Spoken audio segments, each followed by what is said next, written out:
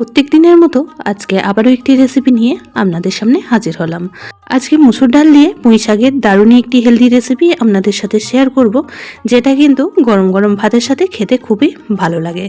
নমস্কার বন্ধুরা, মাই কিচেন মাই ব্লগে সবাইকে আবারও একবার স্বাগত। আসুন তাহলে শুরু করা যাক আজকের রেসিপি। তো আজকের রেসিপির জন্য এখানে আমি বেশ কিছুটা পরিমাণ পুঁই শাক নিয়ে নিয়েছি। আর আজকের রেসিপি বানানোর ক্ষেত্রে পুঁই শাকগুলো যদি একটু কচি হয় তাহলে রেসিপিটি কিন্তু খেতে বেশি ভালো লাগে। আর নিয়ে নিয়েছি এখানে দুটো ছোট সাইজের আলু, একটু বড় বড় পিস করে কেটে নিয়েছি। তবে আপনারা আলু বা পুঁই শাকের পরিমাণ বা ডালের পরিমাণটা কম বেশি করে নিতে পারেন আপনাদের হিসাব অনুযায়ী। তো এই তিনটে উপকরণ দিয়ে আজকে রেসিপিটি তৈরি করব। তো গ্যাসের মধ্যে একটা কড়া বসিয়ে দিয়ে দিয়েছি 1 গ্লাস পরিমাণ জল হালকা গরম হয়ে গেলে যে মুসুর ডালটা নিয়েছিলাম, মুসুর ডালটা কিন্তু 3-4 বার জল পাল্টে খুব ভালো করে ধুয়ে নিয়েছিলাম। তো সব ডালটুকুনি অ্যাড করে দিলাম। প্রথমেই ডালটাকে ভালো করে সিদ্ধ করে নিতে হবে। আর মুসুর ডাল সিদ্ধ হতে কিন্তু একদমই বেশি সময় লাগে না, খুব কম সময়ের মধ্যেই দুর্দান্ত স্বাদের এই রেসিপিটি তৈরি হয়ে যায়। আর দারুণই হেলদি টেস্টি এই রেসিপি। তো ডালটাকে খুব ভালো করে একবার খুন্তির সাহায্যে নাড়াচাড়া করে দিলাম। 5 মিনিট পর ডাল ফুটতে শুরু হয়ে গেছে। এখন ডালের ওপরে যে ফেনার মতো অংশটা রয়েছে, তো সমস্ত ফেনাটাকে তুলে ফেলে দেবো। তো ডালের নোংরা অবশ্যই করে এই ফেনাটাকে একটা চামচে বা খুন্তির সাহায্যে উঠিয়ে ফেলে দিতে হবে। তো ডালটাকে দেখুন ফেনাগুলো তুলে একদমই পরিষ্কার করে নিয়েছি। তো এই পর্যায়ে এখন কেটে রাখা আলুগুলি অ্যাড করে দিয়েছি। তো ডাল সিদ্ধ হতে হতে আলুগুলিও কিন্তু খুব সুন্দরভাবে সিদ্ধ হয়ে যাবে। যদি আপনারা আলুটা অপছন্দ করেন, সেক্ষেত্রে আলুটা বাদ দিয়ে শুধু শাক দিয়েও এই মুসুর ডালের রেসিপিটি তৈরি করে নিতে পারেন। তো ডাল এই পর্যায়ে 70% মতো সিদ্ধ হয়ে গিয়েছে। এখন আমি কেটে রাখা পুঁই শাকগুলি অ্যাড করে দিচ্ছি। পুরনো বন্ধুরা সবসময় আমার পাশে থেকে আমাকে এতটা সাপোর্ট করার জন্য অনেক অনেক ভালোবাসা। নতুন বন্ধুরা যারা চ্যানেলে ভিজিট করছেন, চ্যানেলটি এখনও পর্যন্ত সাবস্ক্রাইব করেননি, তাদের কাছে অনুরোধ রইল চ্যানেলটি সাবস্ক্রাইব করে পাশে থাকা বেল আইকনটির অল প্রেস করে দেবেন। তাহলে আমি যখনই কোনো ভিডিও দেব নোটিফিকেশন সবার আগে আপনাদের কাছে পৌঁছে যাবে। তো শাকগুলি দিয়ে ডালটার সঙ্গে খুব ভালো করে নাড়াচাড়া করে মিশিয়ে নিচ্ছি। ডাল এখানে সম্পূর্ণ সিদ্ধ হতে হতে পুঁই শাকটাও কিন্তু একদমই সিদ্ধ হয়ে যাবে। তো খুব সহজ সাধারণ একটি রেসিপি, বানানোর পদ্ধতিটাও খুবই সহজ আর খেতেও কিন্তু ভীষণই ভালো লাগে এই রেসিপিটি। তো এই পর্যায়ে জলটা অনেকটাই কম লাগছে, তার জন্য বেশ কিছুটা পরিমাণ গরম জল এখানে অ্যাড করে দিলাম। আপনারা পাতলা বা ঘন যেমন খেতে পছন্দ করবেন সেরকম অনুযায়ী এখানে জল একটু অ্যাড করে দেবেন, জলের পরিমাণটা কম বুঝলে। এখানে আমি আরও হাফ গ্লাস পরিমাণ জল দিয়ে দিয়েছি, কারণ শাকটা সিদ্ধ হতে অনেকটাই সময় লাগবে।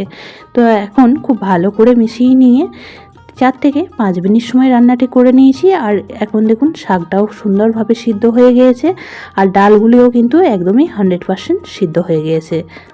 তো পুঁই শাকের একটা ডাঁটা আমি চেক করে দেখে নিয়েছিলাম, খুব সুন্দরভাবে সিদ্ধ হয়ে গিয়েছে। তো ডালটা এখন একটা পাত্রে নামিয়ে নেব আর কড়াটা পরিষ্কার করে আবারও বসিয়ে দিয়েছি। আর কড়ার মধ্যে এখানে দিয়ে দিয়েছি 1 চামচ পরিমাণ সর্ষের তেল। তেলটা খুব ভালো করে কড়াইয়ের গায়ে একটু ছড়িয়ে দিয়ে এখন ফোড়ন হিসাবে ব্যবহার করব 1 চামচ পরিমাণ গোটা জিরে। অনেকেই পুঁই শাক খেতে পছন্দ করে, আবার অনেকে পছন্দ করে না। যদি এইভাবে বানিয়ে নেওয়া হয় পুঁই শাক, বাচ্চা থেকে বড় সকলেই কিন্তু খুবই পছন্দ করবে। শাক খাওয়াটাও আমাদের শরীরের জন্য খুবই উপকারী আর দারুণই হেলদি তৈরি হয় আজকের রেসিপিটি। তো জিরেটা বেশ কিছুক্ষণ সময় একটু ভেজে নিয়ে এখানে দিয়ে দিলাম 2টো শুকনো লঙ্কা। তো ফোড়নগুলিকে আবারও বেশ কিছুক্ষণ সময় ভেজে নিয়ে এখানে দিয়ে দেব বেশ কয়েকটা চেরা কাঁচা লঙ্কা। তবে ঝালটা আপনারা যেমন খেতে পছন্দ করবেন সেই অনুযায়ী এখানে লঙ্কার পরিমাণটা কম বেশি করে দেবেন। তো কাঁচা লঙ্কাগুলিকে বেশ কয়েক সেকেন্ড একটু তেলের মধ্যে নাড়াচাড়া করে নিয়ে এখানে অ্যাড করে দেব একটা বড় সাইজের পেঁয়াজ কুচি। তো আজকের রেসিপিটি আমি পেঁয়াজ দিয়ে বানাচ্ছি, আর এইভাবে যদি পেঁয়াজ দিয়ে তৈরি করে নেওয়া হয় খেতে কিন্তু আরও বেশি ভালো লাগে। তো পেঁয়াজগুলিকে বেশ কিছুক্ষণ সময় একটু তেলের মধ্যে ভেজে নেব। পুঁই শাক অনেকে অনেক রকমভাবেই বানিয়ে খেয়েছেন, তবে একবার এইভাবে মুসুর ডাল দিয়ে বানিয়ে খেয়ে দেখবেন, বারবারই এইভাবে বানিয়ে খেতে ইচ্ছে করবে।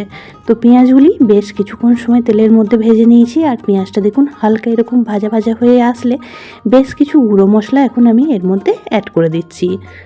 তো প্রথমেই দিয়ে দিচ্ছি এখানে 1 চামচ পরিমাণ হলুদ গুঁড়ো, সাথে দিয়ে দেব 1 চামচ লঙ্কার গুঁড়ো। তো ঝালটা অবশ্যই আপনারা আপনাদের পরিমাণ মতন ব্যবহার করবেন, কারণ প্রথমেও শুকনো লঙ্কা কাঁচা লঙ্কার ব্যবহার করেছি। আর দিয়ে দেবো এখানে 1 চামচ পরিমাণ ধনিয়া পাউডার।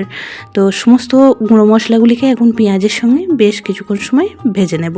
তো লবণটাও এই পর্যায়ে অ্যাড করে দিচ্ছি। তো প্রথমে কিন্তু আমি কোনো রকমভাবে লবণ অ্যাড করিনি, এই পর্যায়েই 2 চামচ পরিমাণ লবণ দিয়ে দিলাম। তো সমস্ত মশলাগুলিকে এখন বেশ কিছুক্ষণ সময় আবারও কষিয়ে নেব, তাতে করে যে গুঁড়ো মশলার একটা কাঁচা গন্ধ থাকে সেই গন্ধটা সহজেই চলে যাবে।